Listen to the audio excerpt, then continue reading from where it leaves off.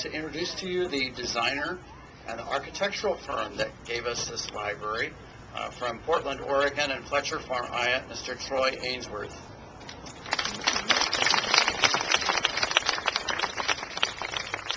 Thank you for all coming out. It's been a pleasure and an honor for our firm to work with the city of Boise and with the citizens who came to our workshop here in the area. We've been working on the project for a little over 2 years, and it's been an outstanding project from our perspective as well. And I'd like to thank Dan Barris, who was here on site from the city, and also like to thank the folks from Petra, the general contractor. I'd also like to thank from our team at FFA, Eric Wilcox, project architect. He's made many trips over here in the last couple of years. And also Brenda Katz, the interior designer. So when you go in and look around, she had a lot to do with what you see. So we had a fine time working on this project. This was all about sustainable growth.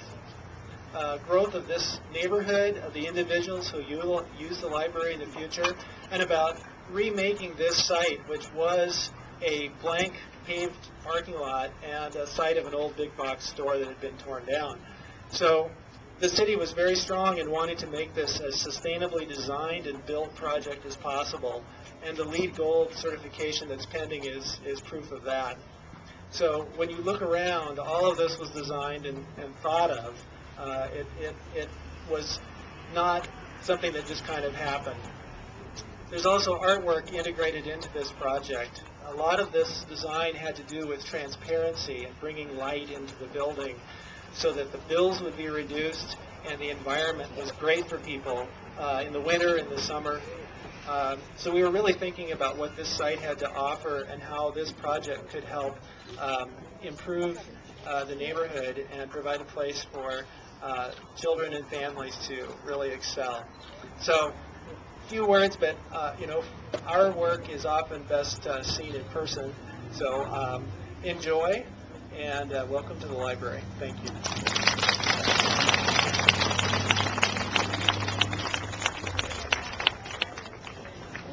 All right, it's my pleasure and honor to present our mayor, Mayor Dave Beiter.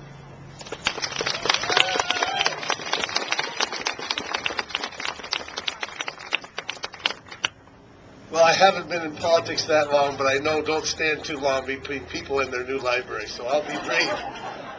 A lot of people have been thanked so far, but one person that needs to be thanked has not been thanked, and that's Kevin Blue, our library director. He's presided over the building of 3 libraries in about 18 months. That's an amazing, I think that has to be a city record. And that's a ton of work, and he's done it with grace and with a wonderful result in each case. But I have to tell you, there's a lot of envy around the city of Boise today. You'll know what I mean when you step in here. We're proud of our libraries, our main library, our branches, but this has raised the bar on public buildings and certainly on libraries in the city of Boise. We're happy that that's happened, and we'll meet that challenge as we go. I know we've thanked a lot of people. I've got a couple others to thank.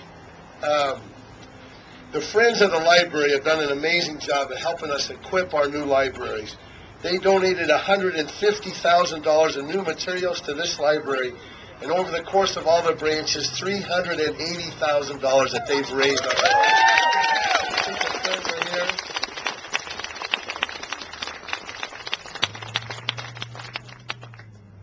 And one more time, Mary Ann Jordan mentioned them, but these council members, if any of you ever watched on a Tuesday night, you know it's a fairly thankless job. Not a lot of money, not a lot of credit, but occasionally they do get to see something this wonderful, but it took a ton of work. Let's have a Cole and Ustick round of applause for our council members.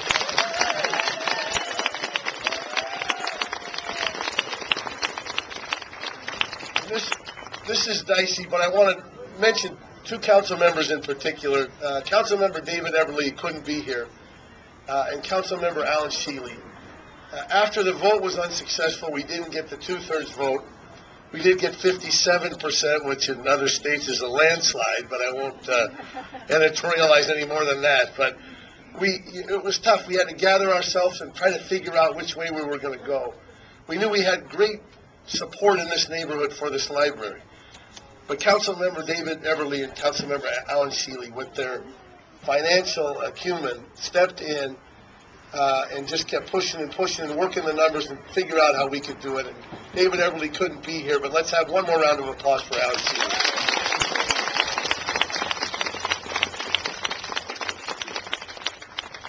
With that, we're going to open up the doors. You know, being the mayor, I've said this before, I'm going to repeat today, is a lot like being the head waiter.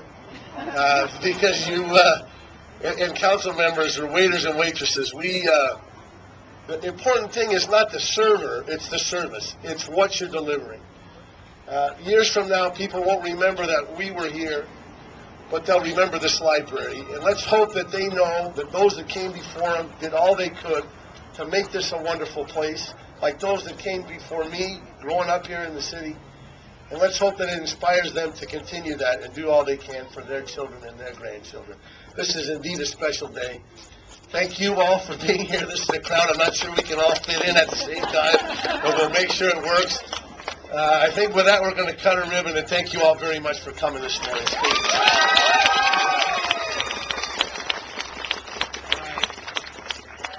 Marge, Ewan, and Mayor Beiter will be cutting the ribbon. Marge is on our Friends of the Library board.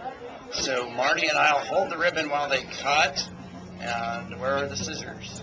Here they are. All right.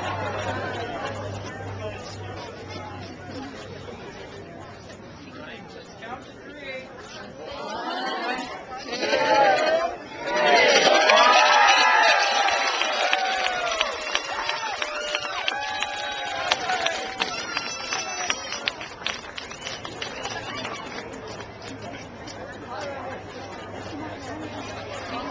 In the